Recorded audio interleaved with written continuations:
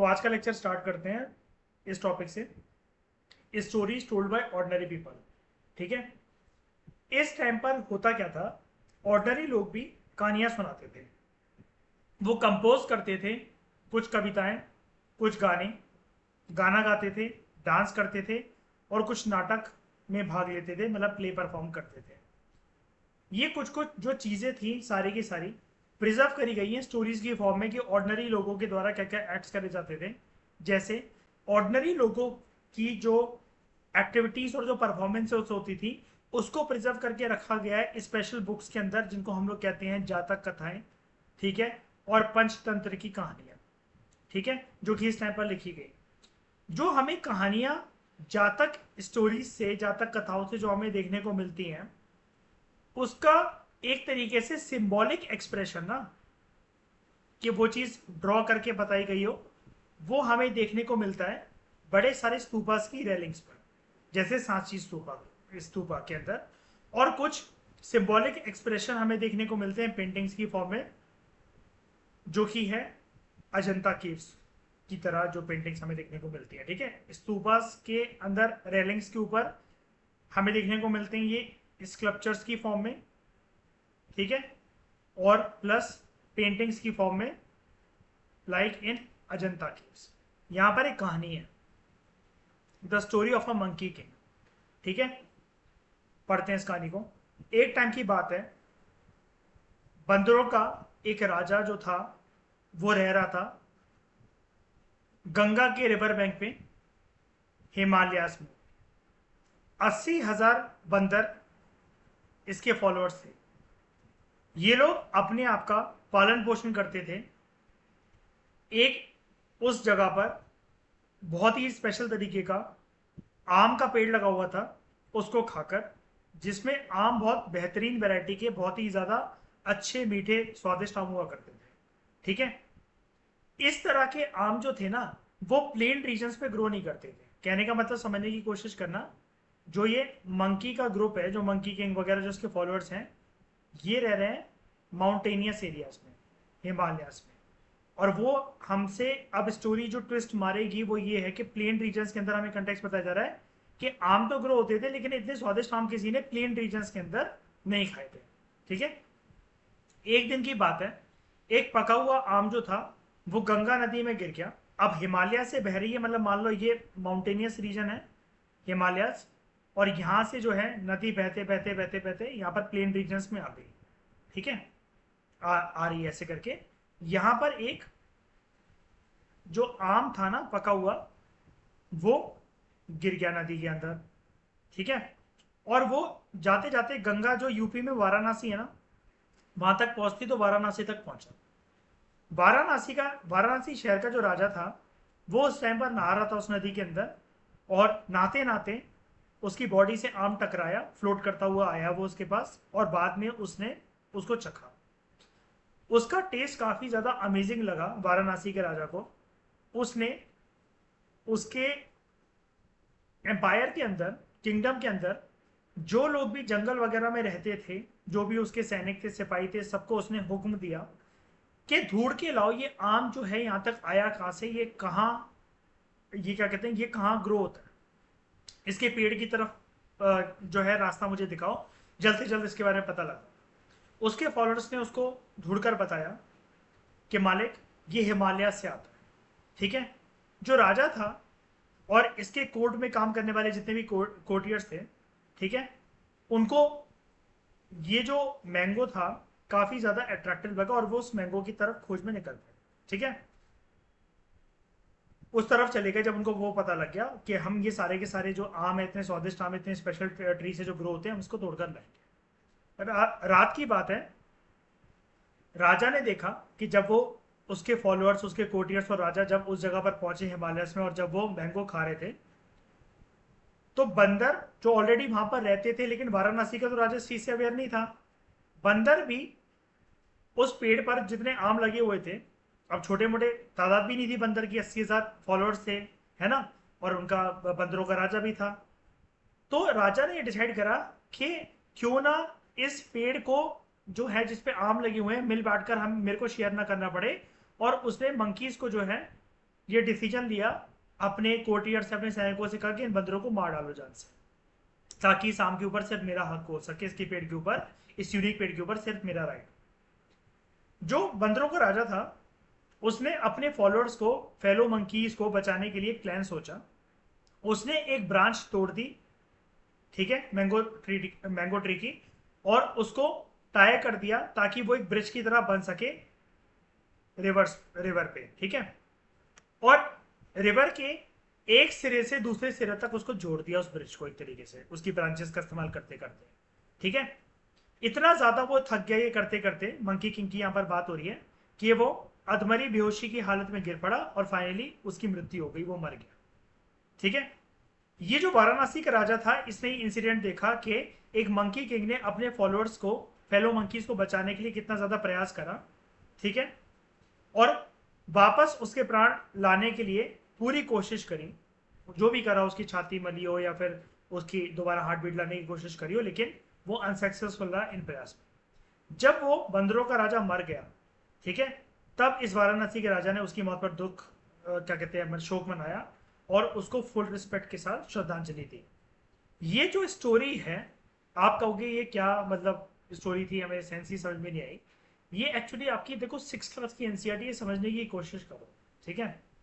यहाँ पर एक तरीके से ये है कि यहाँ पर ना जो जातक कथाएं है ना, उनमें ना मॉरल स्टोरीज दी जाती थी, और जातक कथाओं के अंदर अक्सर ना जो एनिमल फिगर जो यूज होते थे, जैसे यहाँ पर मंकी किंग है या फिर उसके फॉलोअर्स जो मंकी हैं। अब आप कहोगे ऐसा रियल लाइफ में तो देखने को मिल नहीं सकता, कभी ऐसा हो सकता है क्या, ह्यूमन बींग्स के अंदर एक अलग जो किंग हो और एनिमल्स के अंदर एक अलग किंग हो, ठीक है।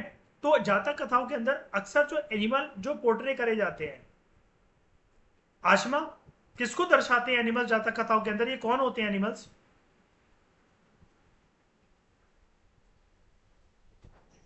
क्या? गॉड्स? नहीं नहीं नहीं नहीं नहीं नहीं नहीं, जातक कथाएं not related to Vishnu and all. हाँ, वेरी गुड, ये प्रीवियस बर्थ होते हैं बुद्धा के, ठीक है कशिश, ये प्रीवियस बर्थ होते हैं बुद्धा के जातक कथाओं के अंदर, इसलिए स्टोरी मैं आपको बता रहा था। जैसे तमिलनाडु के अंदर भी आपकी वो स्टोरी दे रखी है, वो याद है, लायन के दांत में एक वो हड्डी फंस जाती है उसके गले के अंदर, और वो एक चिड़िया निकालने की कोशिश करती है उसे, वो निकाल लेती है तो उससे कहता है कि नहीं मैं अपना मील शेयर नहीं करूंगा, तुम्हें, तुम्हारी मैं जान बख्श रहा हूं तो यही बहुत है ना। तो यहाँ पर ना एक मॉरल देने की कोशिश करी जाती है, जैसे इस कहानी के अंदर मॉरल क्या था कि यार आप बाद में किसी के मरने के बाद उसका शोक मना रहे हो, आप एक तरीके से लालची आपको नहीं होते, अगर आप में शेयरिंग वाली भावना होती तो आपने पाप नहीं लिया होता, क्योंकि ये पाप लगा किसको, डेफिनेटली ये पाप वाराणसी के राजा को ही तो लगा, क्योंकि उसी ने तो हुक्म दिया था कि इन सब बंदरों को मार डालो, मतलब वो करके। बंदर भले ही मरे नहीं, लेकिन उसने कितना ज्यादा प्रयास करा मंकी किंग ने, है ना, अपने फेलो मंकीज को बचाने के लिए, और खुद मर गया इसके चलते। तो यहाँ पर sharing as a moral character, मतलब मॉरल वर्च्यू को हाईलाइट करने की कोशिश करी गई है। ऐसी वो जो तमिलनाडु की एनसीईआरटी में जो चीज दी गई है, आपको याद होगा, आप सबको, हमने पढ़ा है क्या उसे, आशिमा इन सबके साथ पढ़ा है क्या हमने उसे? बुद्धा वाला चैप्टर अभी नहीं करवाया मैंने, मेरे ख्याल से मैंने उसमें अभी, है ना। हाँ, तो उसमें लायन और जो बर्ड की जो कहानी है ना, वो भी एक शेयरिंग के ऊपर एक बेस्ड है, ठीक है, वो हम पढ़ेंगे, वो आपको समझ में आ जाएगा। जहां पर जो एनिमल फिगर्स हैं उनको ना बुद्धा का प्रीवियस बर्थ बताया जाता है, कि जो, कैसे समझ समझ पा रहे हो कि ये जो एनिमल्स है ना, ये एक्चुअली बुद्धा है अपने प्रीवियस बर्थ के अंदर, और ये हमें कुछ उधर से मॉरल ज्ञान देने की कोशिश कर रहे हैं, मॉरल मैसेज दे रहे हैं कुछ, ठीक है। इस तरह की जो स्टोरी है ये ना, अब बुद्धा से रिलेटेड सबसे फेमस स्ट्रक्चर्स क्या है, अलग अलग तरह के स्तूप हैं, स्तूपास हैं, तो उनके रेलिंग्स वगैरह पे या कहीं पर भी गेटवेज वगैरह पर, रेलिंग्स पर या प्रदक्षिण पथ वगैरह पर या इंटीरियर जगह पर या केव्स कह लो, वहां पर केव्स और स्तूपास के अंदर, वहां पर ये सारी चीजें ना या तो स्कल्पचर्स की फॉर्म में बनाई गई है, इस तरह के मैसेजेस, कहानियां वगैरह, या पेंटिंग्स की फॉर्म में बनाई गई है, ये चीज याद रखना, ठीक है। तो ये हमें जो स्टोरी है कहाँ देखने को मिलती है, ये क्यों मैंने पूरी स्टोरी पढ़ाई आपको, यार ये छोटा सा क्वेश्चन आपको आ सकता है कि monkey king and a human king की जो स्टोरी है, जो कि बुद्धा की प्रीवियस बर्थ से रिलेटेड है, जो कि एक जातक जातक कथा है, ये आपको इंडिया में कौन से स्तूपा के रेलिंग्स या फिर स्कल्प गेटवेज के स्कल्पचर्स पर देखने को आपको मिलती है? तो वो है भारोट स्तूपा। भारोट स्तूपा, ये चीज याद रखना। भारोट स्तूपा में आपको ये चीज देखने को मिलती है, मंकी किंग और वाराणसी के किंग की कहानी, जातक कथा। ठीक है, सवाल मेरा ये है, where is Bharat? Where is Bharat? पक्का? उत्तर प्रदेश। ठीक है, नहीं अलंकृता, ये चीज गलत है। यूपी के अंदर नहीं है, ये एमपी के अंदर है। ठीक है, और इसकी फोटो दिखा देता हूँ मैं। यहाँ पर देखो, भारत स्तूपा, ये इसके कुछ मतलब अवशेष बस पड़े हुए हैं, जो कि प्रिजर्व करके हमने एक तरीके से म्यूजियम में काफी अच्छे से इसको रखा हुआ है। और ये देखो कितने अच्छे से इसके गेटवेज हमने प्रिजर्व करके रखे हुए हैं, जस्ट सी। ये देखो, आप इसमें देख पा रहे हो कि कितनी बढ़िया तरीके से नक्काशी ये जो करी गई है, ये देख पा रहे हो? दिख रहा है? उस एंशंट इंडिया में यार इस तरीके की चीज करी गई है, जस्ट सी दिस। ये देखो, ये देखो, सबको नजर आ रहा है? ठीक है, डन। तो ये चीज हमें देखने को मिलती है। अच्छा, यहाँ पर हिंट दे भी रखी है, देखो, सेंट्रल इंडिया, मध्य प्रदेश। ठीक है, तो चीज है, it is in Madhya Pradesh. और ये अगर आ जाए क्वेश्चन कि मंकी किंग और वाराणसी किंग या फिर ऐसी कोई मंकी किंग वाली कहानी कहाँ पर गिवन है, कौन से स्तूपा के अंदर, तो उसका आंसर होगा भारत। तो this is the story on one of the panels, जो कि भारत स्तूपा के ऊपर वो है, जो हमने मंकी किंग वाली जो कहानी पढ़ी, उसमें यहाँ पर ये चीज़ गिवन है, यहाँ दे रखा है। ठीक है, ये आपको यहाँ से देखने को मिल सकता है, मंकी किंग वाली कहानी की पूरी डिटेल। ये नहीं, बहुत ज़्यादा क्लियर था, ये सही है। ठीक है, समझ में आई बात?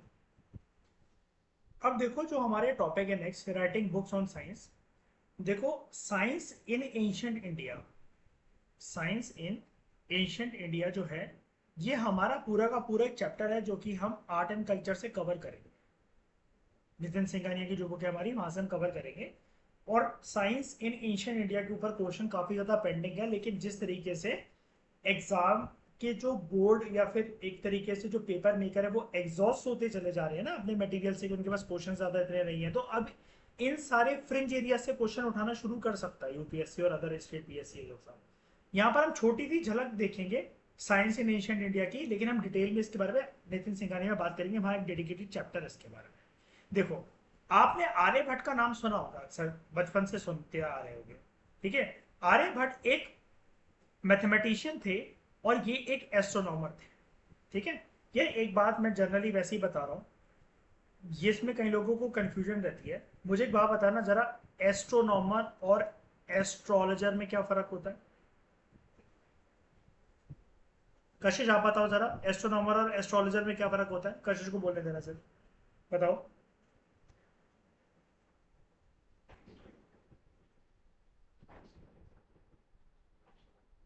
नहीं नहीं, अच्छा, एक एक सेकंड, ये क्या आंसर हुआ एस्ट्रोनॉट से रिलेटेड होगा मतलब? सही सही तरीके से बताओ ना। एस्ट्रोनॉमर किसकी स्टडी करता है, कौन होते हैं एस्ट्रोनॉमर्स? कोई दिक्कत वाली बात नहीं, मैं सही पूछ रहा हूँ, क्योंकि कंफ्यूजन आती है बच्चों को इसमें यार, मेरी भी लाइफ में आ चुकी है इस तरह की कंफ्यूजन। कोशिश करो। वो आप सही बोल रहे हैं, एस्ट्रोनॉट से रिलेटेड होगा, लेकिन क्या करते हैं एस्ट्रोनॉट, किस चीज की स्टडी करते हैं, कौन होते हैं एस्ट्रोनॉमर, कौन है ये? अरे सिंपल से टर्म बोलो ना, अश्मा क्या बोलना चाहिए इसको? किसकी? Very good, very good. Celestial bodies की याद आया कशिश, यूनिवर्स, प्लैनेट्स, स्टार्स, मून, सन, है ना, इन सब की स्टडी जो होती है। और अलंकृता, एस्ट्रोलॉजर कौन होते हैं?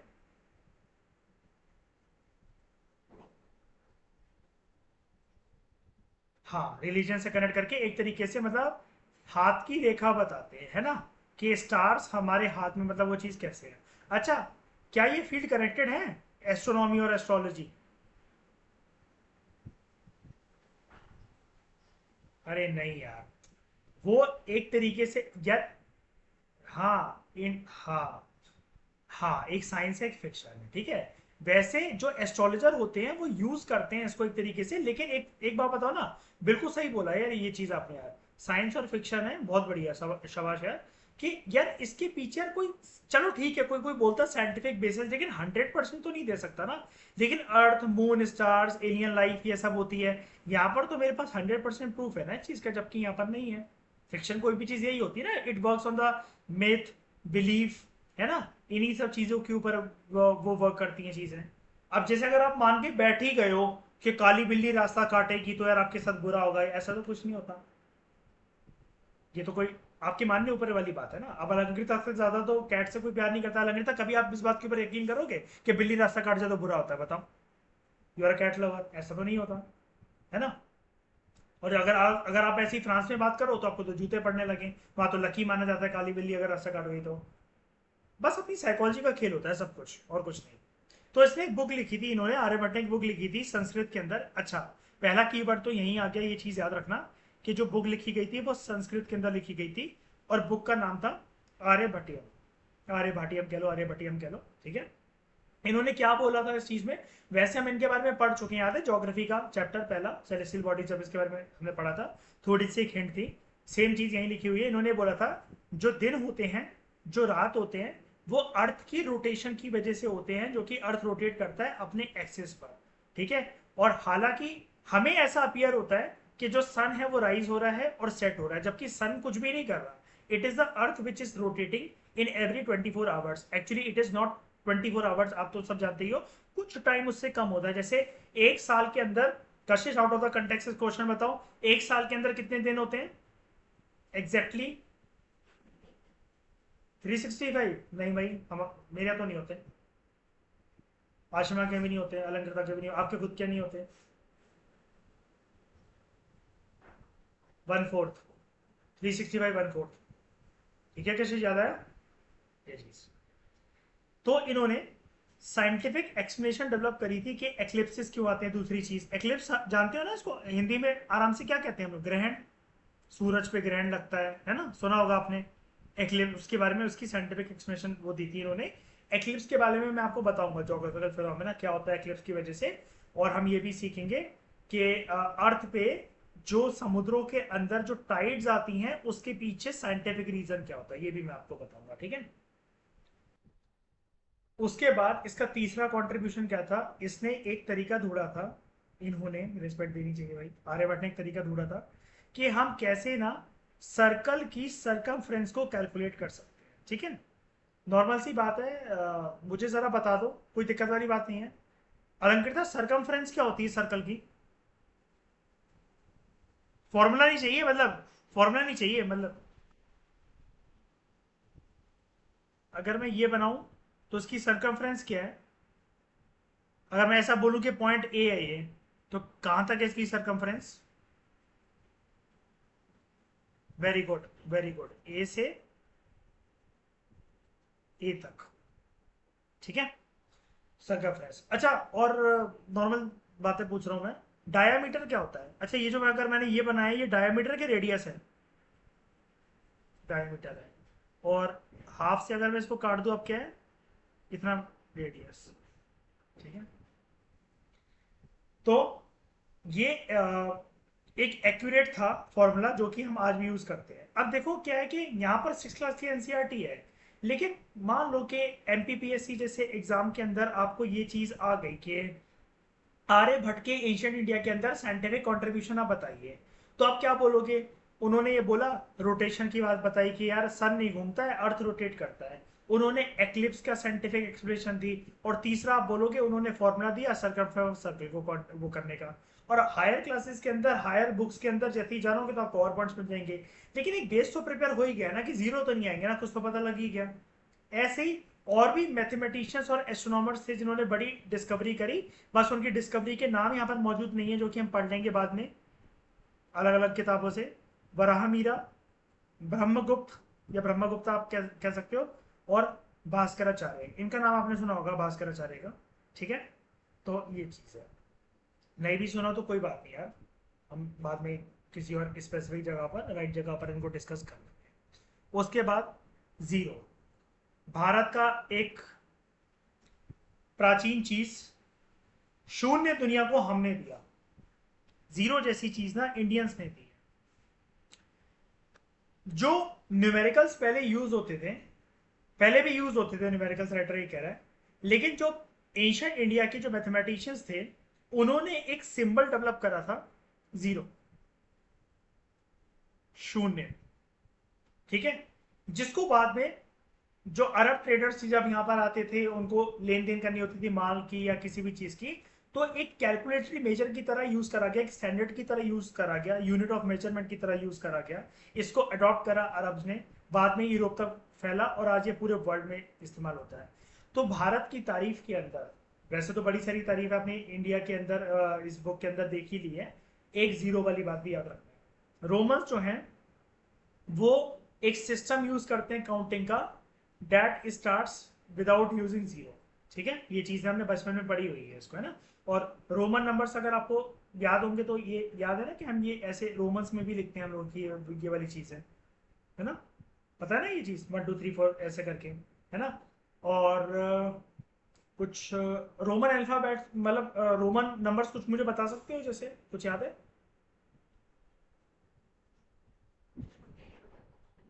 हाँ हाँ, है ना, वी होता है जो 5 होता है ना, L50 होता है, ये चीज होता है, तो उनके एक तरीके के मेजरमेंट यूज होते हैं। डोंट वरी, हमारे यहाँ कभी काम नहीं आने वाला है ये, वो तो बस मैंने ऐसे ही पूछ लिया। आयुर्वेद, आयुर्वेद आप सब जानते हो एक हेल्थ साइंस है, ठीक है, एंशियंट इंडिया में डेवलप हुई थी। अगेन इसमें भी आप क्रेडिट ले सकते हो, ठीक है, क्रेडिट 1, क्रेडिट 2। दो फेमस प्रैक्टिशनर्स जो कि आयुर्वेद, जो आयुर्वेद में एंशियंट इंडिया में जो हमें देखने को मिलते हैं, एक चरक, दूसरे सुश्रुत। अच्छा, चरक के बारे में 12th क्लास में जो साइकोलॉजी है उसके सेकंड चैप्टर में थ्योरी गिवन होती है, trait theory, trait approach, Charak Samhita of Ayurveda. Kashish मैं पढ़वाऊंगा बहुत जल्द आपको, within a month, Charak Samhita of Ayurveda. Ashima Lanketa, आप तो इस चीज के बारे में जानते होंगे, तो याद है इन्होंने चरक समित ऑफ आयुर्वेद है उसके बेसिस पर पर्सन के गुण बता रखे हैं कुछ, है ना, कि पर्सन ऐसे गुण का, ऐसे स्वभाव का, ऐसे नेचर का, बेसिकली ऐसे उसके अंदर ट्रेड्स या फिर एट्रीब्यूट्स होते हैं, ठीक है। तो ये वहीं से आए, चरक एक पर्सन थे, इन्होंने एक बुक लिखी थी। बुक को हम लोग, याद है ना, मैंने आपको बताया था, हम लोग ट्रिटाइज कहते हैं, है ना, ट्रिटाइज लिखी थी, जिसको हम लोग कहते हैं चरक संहिता ऑफ आयुर्वेद। दूसरे थे सुश्रुत, जैसे आ गया यहाँ पर नाम देखो, आई गया चरक संहिता, जिसको चरक ने लिखा।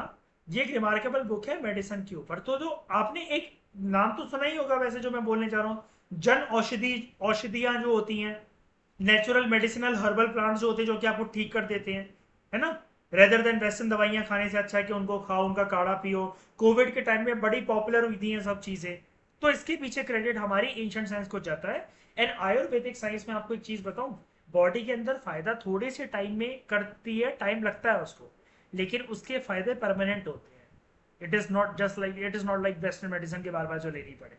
उसके बाद सुश्रुत ने भी एक लिखी थी, सुश्रुत संहिता।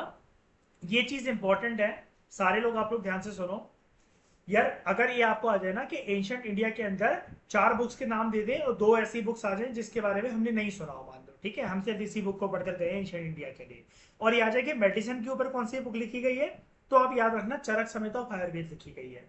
और अगर आ जाए कि सर्जरीज जो होती हैं उसके ऊपर इलेबोरेट तरीके से प्रोसीजर्स की बात कौन सी बुक में करी गई है, तो वो सुश्रुत संहिता के अंदर करी गई है। देखो सोचो जरा, एंशियंट इंडिया के अंदर there were surgeries which were perform, सोचो सर्जरीज परफॉर्म होती, ठीक है।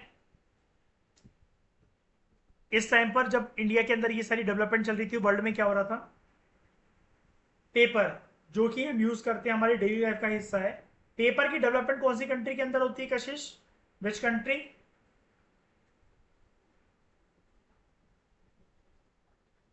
China, China. पहले, सबसे पहले करेंसी नोट्स कौन सी कंट्री में बनते हैं अलंकृता?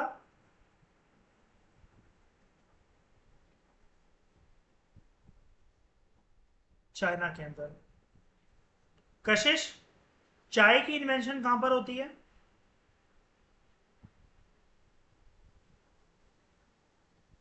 क्या दो आप मेरे घर में। वो मेरे पूर्वजों ने करी थी। ये भी चाइना के था, ठीक है। चाय, ये एक ना एक तरीके से ना वो था, आ, गलत एक्सपेरिमेंट था ऐसा कहा जाता है। देख के तो भाई कोई भी नहीं आया, लेकिन एक जो प्राचीन बात है वो ये कही जाती है, गलती से चाय इन्वेंट हो गई थी। एक लेडी थी, वो गर्म पानी रोज बॉईल करके पीती थी। तो वहां पर उसके आसपास जो भी हिली रीजन था, वो चाय की मतलब वो पत्तियां तोड़ कर लाती थी। तो वो उनको चबा चबा कर खाते होंगे, खाने में डालते होंगे चाय की पत्तियां, मतलब वो करके। तो गर्म पानी में एक दिन गलती से गिर गई वो, उसका कलर बदल गया, उसके अंदर फ्रेग्रेंस बहुत अच्छी आई, पीने में भी उसको मजे आए। ऐसे करके चाय इन्वेंट हुई, ठीक है। लेकिन हम यहाँ पर चाय पीने या चाय को डिस्कस करने नहीं बैठे हैं, हम लोग कुछ और चीज जानने बैठे हैं। हाँ, लेकिन चाय की डिस्कशन ये जो है 5 मिनट हम लोग करेंगे। कहाँ करेंगे, सुनकर बहुत आपको अजीब लगेगा। लक्ष्मीकांत के पहले चैप्टर के अंदर हम लोग इसको पढ़ेंगे, ठीक है। कहां पर पढ़ेंगे, एक एक्ट के अंदर पढ़ेंगे। आशमा, आपको याद होगा एक चार्टर एक्ट के अंदर परमिशन दे दी गई थी, है ना, कि ईस्ट इंडिया कंपनी चाय और चाइना में व्यापार कर सकती है ना। टी एन चाइना ना, तो हमने पढ़ा था ना इसको, चाय एंड चाइना। वो चीज मैं पढ़ पाऊंगा, ठीक है। तो पेपर जो है इन्वेंट हुआ, हम लोग बुक्स के फॉर्म में उसके लिए यूज करते हैं फलाना टेकमा। तो पेपर जो है वो इन्वेंट हुआ चाइना के अंदर, आज से 1900 साल पहले। एक पर्सन ने इसको इन्वेंट करा था, काइलून। ये ये वाला जो काइलून के बारे में हमने पढ़ा ना, इस तरीके के फैक्चुअल सवाल जो कि एनसीईआरटी से रिलेटेड होते हैं, ये एसएससी में आ सकता है वाला क्वेश्चन, ठीक है। इसने क्या कहते हैं, ही बीट प्लांट का मतलब ये होता है कि जैसे मैंने मान लो उसको हैमर तरीके से एक तरीके से कर रहा है, उसकी जड़ें मतलब अलग कर दी। तो फाइबर जो है, cloth, rope, bark of trees, और उसके बाद उसको वाटर में सुखाया, मतलब इन सबको अलग करके इन सबको ये सब चीजें बनाकर उसके बाद उसे ड्राई करा, ठीक है। सुखाया पूरा पानी उसका, और उसके बाद उसका जो पल्प था उससे वो पेपर एक तरीके से बन, ठीक है। जैसे मैं आपको अगर ये प्रोसीजर दिखाऊं मैन्यूस्क्रिप्ट मेकिंग का, तो आपको ये समझ में आ जाएगा, मैन्यूस्क्रिप्ट मेकिंग का प्रोसीजर।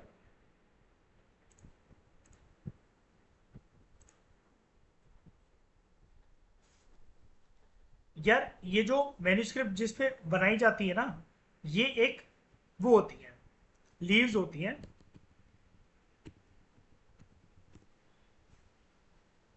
ये ये सूखी हुई आपको लग रही हैं अभी, लेकिन ये ऐसी सूखी नहीं होती। इनको जो है पाम लीव से ऐसी होती हैं पत्तियां, ये जैसे पाम का पौधा आपने देखा ही होगा। ये कार्टूनिक इमेजेस हैं यहाँ पर। हाँ ठीक है, इसको इमेजिन कर लो, ये पाम लीफ है। इसको क्या करा जाता है, जैसे मतलब मान लो भिगोया, सुखाया, फिर भिगोया, फिर सुखाया। तो करते करते फिर इसका क्या होता है, एक तरीके से आ, इसका ना टेक्सचर बदलने लग जाता है, इसका टेक्सचर बदलने लग जाता है।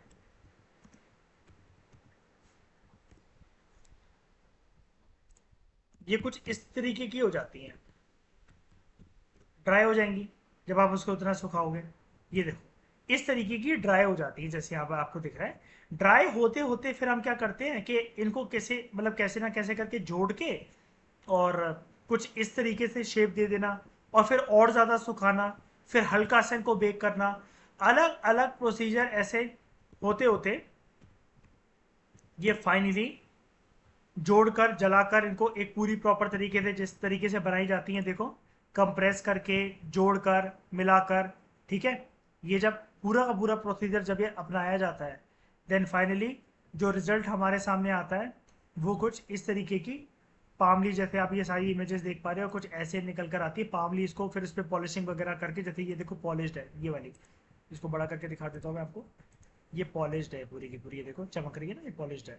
तो इसके ऊपर फिर ये लिखा जाता है, एशियंट इंडिया में ऐसे ही लिखा जाता था। फिर चाहे ये तमिल रीजन की बात हो, चाहे नॉर्दर्न इंडिया की बात हो, इंडिया सब कॉन्टिनेंट के नॉर्दर्न पार्ट या सदर्न पार्ट, या फिर और भी कंट्रीज की बात हो, ये सब करा जाता था, ठीक है।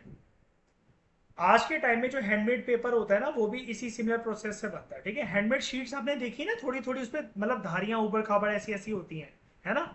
वो भी इसी प्रोसीजर से बनाया जाता है। तो जो टेक्निक है पेपर मेकिंग की, चाहे, हाँ है ना, देखा होगा आपने। तो जो टेक्निक है पेपर मेकिंग की, उसको बड़े सारे सालों तक चाइना ने ना सीक्रेट बनाकर रखा। अच्छा, इससे पहले ना हम एक और चीज पढ़ चुके हैं, चाइना ने एक और टेक्नोलॉजी, एक और इन्वेंशन बाहर नहीं आने दी थी बड़े सारे सालों तक। बता सकते हो क्या? बता बता सकते हो? हाँ, नहीं नहीं नहीं। सिल्क, याद है? सिल्क। पता ही नहीं था कि ये आता कहाँ से, एक चीज कहते हैं, चाइना ने छुपा कर रखा था इसको। पेपर मेकिंग की फिर जो टेक्निक है, मतलब सिल्क में बता रहा हूँ, इसको छुपा कर रखा था। फिर मैं वापस पेपर मेकिंग टेक्निक की बात कर रहा हूँ। ये बाद में कोरिया पहुंची, इसकी नॉलेज 1400 साल पहले। फिर जापान पहुंची, फिर बगदाद, और फिर ये पूरे यूरोप, अफ्रीका और एशिया के पार्ट्स में मतलब जो है ये मतलब फैल गई। ठीक है, तो ठीक है, हमने साइड में ये सारी बातें भी डिस्कस कर ही ली हैं। कालिदास, ओके, अरन पिलर के बारे में, दुर्गा टेम्पल के बारे में। और आशिमा, ये बताओ मुझे जरा, अमरावती स्तूप का है? ठीक है, आंध्र प्रदेश। ठीक है, और कशिश, ये दुर्गा टेम्पल कहाँ पर है? दुर्गा टेम्पल कहाँ पर है?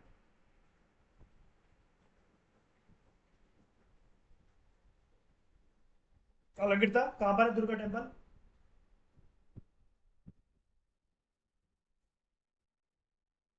भीतर गांव कहाँ पर है, पहले ये बताओ।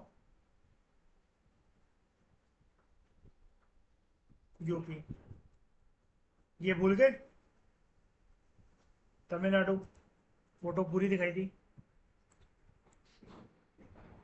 थर्ड पेज ये रहा, भीतर गांव ये रहा, यूपी। और उसके बगल में आपको ये देखेंगे महाबलीपुरम के ये टेम्पल्स और वो करके, और ये आपका दुर्गा टेम्पल, सॉरी एई होल में है, कर्नाटका के अंदर है, सॉरी सॉरी, एई होल कर्नाटका। ये वाला जो है ना, ये क्या कहते हैं इसको, महाबलीपुरम के टेम्पल्स, ये चीज। अच्छा, मैं अगर आपसे ये पूछूं, ये महाबलीपुरम के टेम्पल्स क्या मोनोलिथिक स्ट्रक्चर्स हैं? ठीक है। क्या कशिश, क्या सांची स्तूप जो है, क्या वो मोनोलिथिक स्ट्रक्चर है? सांची स्तूप मोनोलिथिक स्ट्रक्चर है मध्य प्रदेश के अंदर। मोनोलिथिक का मतलब क्या होता है कशिश, अलंकृता? हाँ हाँ, उससे हुआ हो। तो ये सांची स्तूपा जो है, उसके 4 गेटवेज हैं। इसके ऊपर क्या कोई बड़ा सा स्टोन था कशिश, क्या जिससे वो बना है, बताओ? स्तूप कभी भी मोनोलिथिक नहीं हो सकता। मुझे कोई इसका रीजन दे सकता है? ये मैंने एक स्टेटमेंट दे दिया आपको, बताओ। क्रिटिकली एनालाइज करो। स्तूप कभी भी मोनोलिथिक स्ट्रक्चर नहीं हो सकता। एग्री करते हो या डिसएग्री करते हो? करते हो तो क्यों, नहीं करते हो तो क्यों?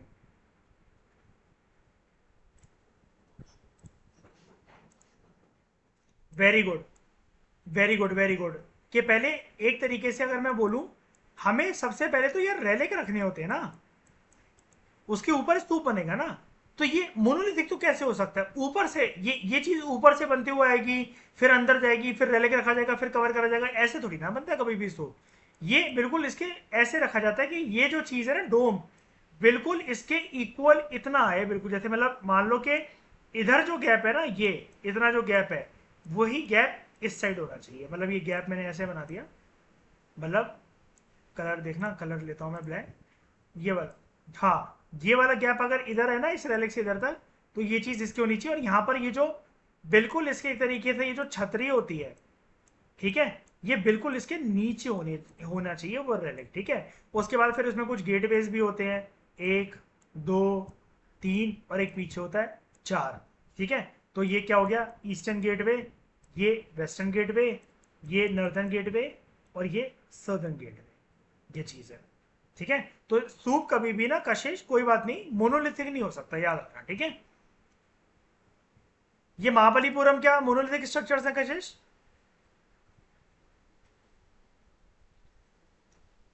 हाँ, ये चारों टेम्पल्स ये मोनोलिथिक हैं? ठीक है, ये मोनोलिथिक स्ट्रक्चर है। आशिमा, क्यों कह रहा हूं मैं इसको मोनोलिथिक स्ट्रक्चर? पहले तो बात बताओ, जो मैं इसको कहा है मोनोलिथिक, क्या सही कहा है? क्यों है मोनोलिथिक भाई? ये तो बहुत यूनिक टेम्पल लग रहे हैं, इनके बीच में तो गैप भी दिखाई दे रहा है मुझे, ये गैप, ये गैप, फिर कैसे?